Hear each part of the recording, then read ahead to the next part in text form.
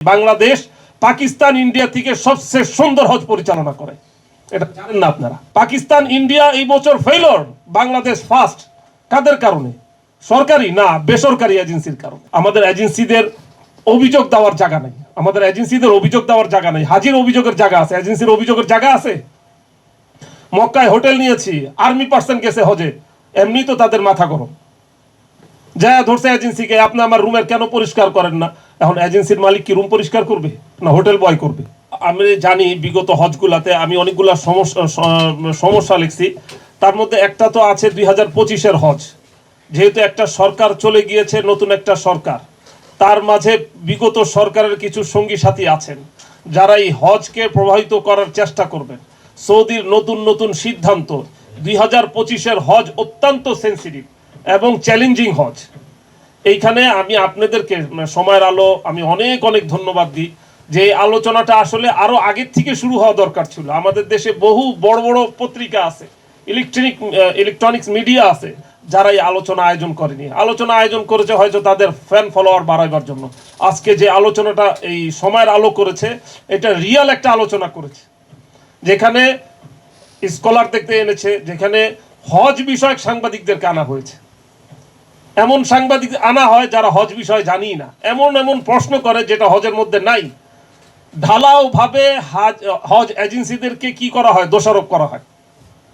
আমি একটা এজেন্সির মালিক, 2010 সাল থেকে আমিনুল ইসলাম ভাইয়ের সাথে প্রথম হজ করি, আমার বড় পরম সৌভাগ্য। তো হজের মধ্যে হাজি সাহেবদেরও বড় ত্রুটি থাকে, অনেক বড়। 15 বছর যে সরকার থাকে, তার গলির নেতাও হজে গেলে একটা হজ এজেন্সির গলা টিপা ধরে। আর এখন যেই 2025 সালে আমরা হজ করতেছি, বেশিরভাগ হাজির টাকা বাকি, বেশিরভাগ হাজির টাকা বাকি। এই টাকা কে করেছে? সরকার তো সরকারের ফান্ডে থেকে করে। সরকারের যারা সৌদি আরবে বাড়ি ভাড়া করে, সে সরকারি অফিসে বসা করে, সরকারি বেতনে করে, সরকারি হাজি টাকা দেয় নাই, সরকারের অ্যাকাউন্ট থেকে টাকা দিয়ে সরকারি হাজি করে ফেলছে। আর বেশিরভাগ হাজি, 95% হাজি হলো বেসরকারি। তাদের এই যে এই পর্যন্ত যে ঘর ভাড়া করে এখন ভিসা কমপ্লিট বাংলাদেশে, আমি চ্যালেঞ্জ দিয়ে বলতে পারবো যে এখনো হাজিদের আপনার মনে করেন 40% টাকা বাকি। এই সফলতাটা এজেন্সিকে কেউ দিবে না। যত চাপ এজেন্সিকে, এজেন্সির সফলতা কেউ প্রকাশ করছে? কোন ব্যক্তি এজেন্সি প্রকাশ করেছে, কিন্তু এই বাংলাদেশ পাকিস্তান ইন্ডিয়া থেকে সবচেয়ে সুন্দর হজ পরিচালনা করে, এটা জানেন না আপনারা? এটা প্রকাশ করেন। পাকিস্তান ইন্ডিয়া এই বছর ফেইলর, বাংলাদেশ ফার্স্ট। কাদের কারণে? সরকারি না বেসরকারি এজেন্সির কারণে। আমরা টাকা পাই নাই কিন্তু হজ করে ফেলছি, আমরা হজের ভিসা কমপ্লিট করে ফেলছি আমরা। এটা কাদের কারণে? বেসরকারি এজেন্সির কারণে। তো এই জন্য আমি বলবো যে আমাদের এজেন্সিদের অভিযোগ দেওয়ার জায়গা নেই, আমাদের এজেন্সিদের অভিযোগ দেওয়ার জায়গা নেই। হাজির অভিযোগের জায়গা আছে, এজেন্সির অভিযোগের জায়গা আছে। মক্কায় হোটেল নিয়েছি, আর্মি পার্সন গেছে হজে, এমনি তো তাদের মাথা গরম। যা ধরছে এজেন্সিকে, আপনি আমার রুমের কেন পরিষ্কার করেন না? এখন এজেন্সির মালিক কি রুম পরিষ্কার করবে না হোটেল বয় করবে? কে করবে? হোটেল বয়। হোটেল বয় আসে না। উজারাতুল হজকে ফোন দিছি আমি, আর্মি পার্সন আমার সাথে দাঁড়ানো, দাঁড়ান আমি উজারাতুল হজকে ফোন দিলাম। উজারাতুল হজকে ফোন, কোন দেশি? বাংলাদেশি। আসতেছি। 3 দিন আর আসে নাই। আমি মদিনা থেকে মক্কায় চলে আসছি, শেষ।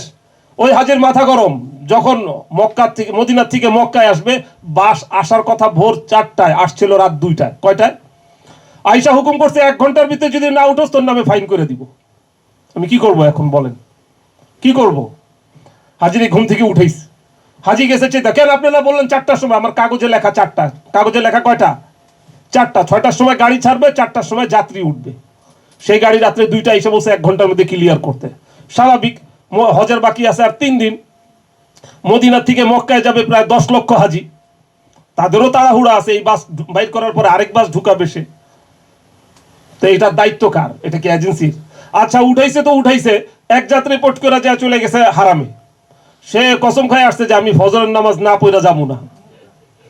এইদিকে মুআল্লিম আমাকে বলতেছে, ও বাস কোম্পানি, যে তোমাকে বাস না ফজরের নামাজ পড়াবো মিকাতে। কোথায়?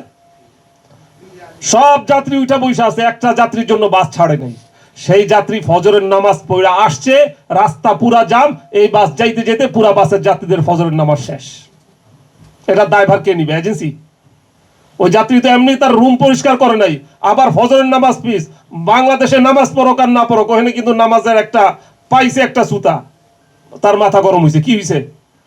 রাস্তায় জুমার নামাজ, জুমার দিন। আপনারা জানেন জেদ্দার থেকে মক্কা আসার সময় মাগরিবের নামাজের সময় তারা নামাজ পড়ায় না সৌদিয়ানরা, কারণ তারা চিন্তা করে এটা আমাকে মক্কায় নামাইতে হবে এই বোঝা। কেউ নামাজি বেনামাজি সেটা চিন্তার বিষয় না। আপনারা জানেন যাত্রীদেরকে কি পড়ায় না? এহরাম পড়া অবস্থায় বহু যাত্রীর মাগরিবের নামাজ চলে যায়, মাগরিবের নামাজটা সীমিত সময় থাকে, নামাজ পড়তে পারে না। সেম এই যাত্রীটার ফজরের নামাজও গেল, জুমার নামাজ তার খুব ইচ্ছা যে ইমামের পিছনে পড়বে, এখন তো সে মুসাফির, একটা জায়গায় দাঁড়াইছে, 2 রাকাত নামাজ পড়ছে, তার মন ভরে নাই। তো দুইটা জিনিস তার ভিতরে, এক তো রুম পরিষ্কার করে নাই, মাথা গরম হয়ে গেছে।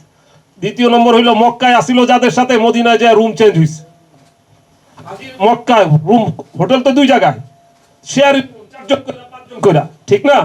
তো মক্কায় যে হাজিটা ছিল যার সাথে, মদিনায় যায় তার 5 জনের রুম পড়ছে অথবা 3 জনের রুম পড়ছে, তার মাথা গরম, আমার ওই যাত্রী কেন আমার সাথে দিলেন না? আমার এজেন্সির অভিযোগ কোথায় দিব? কারণ আমি যে ব্যবসাটা করি, এই ব্যবসাটা চিন্তা করি যে আমি এই বছর সার্ভিস দিব আপনাকে, আগামী বছর আপনি অটো আমার এখানে আসবেন।